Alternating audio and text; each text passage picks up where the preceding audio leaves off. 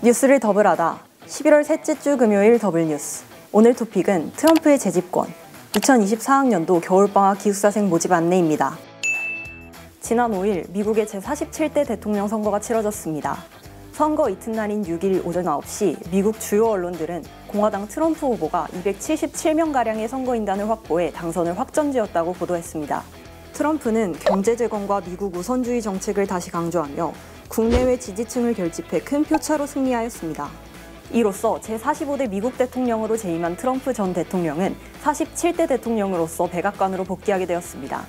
트럼프는 당선 후 정책 관련 질문에 선거 공약 중 특히 이민자 정책을 강조하는 모습을 보였습니다. 미국 싱크탱크 퓨 리서치의 추산에 따르면 2022년 기준 미국 내 불법 이민자는 약 1,100만 명에 이릅니다.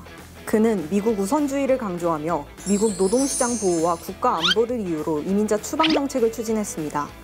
트럼프 대통령의 첫 번째 임기와 현재 태세를 보아 그는 불법 이민자 추방을 위해 의회 동의를 얻으려 할 가능성이 클 것으로 예상됩니다. 다만 트럼프와 그를 지지하는 선거팀은 1,100만 명을 넘는 이민자가 있을 것이라고 주장했습니다. 하지만 일각에서는 트럼프의 이민자 추방 정책과 다른 입장을 주장하고 있습니다. 전문가들은 이민자 대규모 추방의 비용이 많이 들고 실행이 어려울 뿐만 아니라 이들의 노동력이 중요했던 특정 경제 영역에서 부정적인 영향이 발생할 수 있다고 경고했습니다.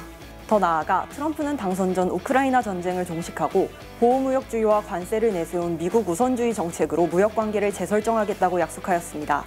더불어 이스라엘이 미국의 군사 지원을 받아 가자지구와 레바논에서 전투를 벌이고 있는 중동 정책 역시 불확실한 상황이 되었습니다. 미국 우선주의로 인해 무역을 둘러싼 중국과의 대립도 커지고 대만을 둘러싼 군사적 긴장도 고조될 것으로 보입니다. EU와 나토는 자국의 군사방위를 위해 더 많은 지출과 노력을 기울여야 한다는 트럼프의 오랜 요구를 다시금 마주하게 된 것입니다. 또한 도널드 트럼프 전 대통령이 제47대 미국 대통령으로 재선에 성공하면서 한국 산업계는 거대한 변화를 맞게 되었습니다. 특히 트럼프 행정부가 이전 집권보다 강경한 보호무역과 탈중국 기조를 밀어붙일 것으로 예상되면서 산업별로 기회와 위협이 복잡하게 얽힐 전망입니다. 반도체부터 자동차, 배터리, 원자력까지 산업별로 명암이 갈리는 가운데 삼성전자와 SK하이닉스 등 한국 기업들은 급변하는 글로벌 공급망 재편과 투자 전략 재검토가 필요하다고 이야기가 나오고 있습니다. 글로벌 전략센터를 보유한 국내 주요 법무법인들은 6일 미 대선 분석 보고서를 통해 트럼프의 재선은 한국 기업들의 커다란 기회이자 동시에 위협이라고 말했습니다. 5일 트럼프의 당선이 유력해지자 6일 서울 외환시장에서는 원 달러 환율이 치솟아 1,400원에 육박했습니다. 금융시장에선 트럼프의 공약이 실행될 경우 미국 재정 적자가 확대되면서 금리가 상승하고 달러 가치도 상승할 것으로 예측했습니다.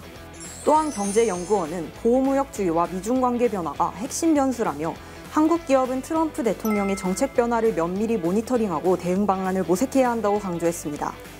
트럼프는 중국산 제품에 60% 관세를 부과하고 첨단 기술 인력 투자에 대한 규제도 강화할 것으로 보입니다. 특히 USMCA 개정을 통해 중국의 우회 수출을 막기 위한 조치도 예고했습니다.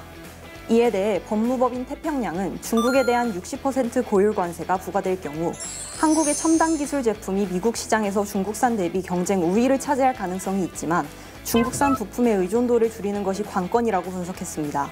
외교 안보 분야에서도 큰 변화가 예상되고 있습니다.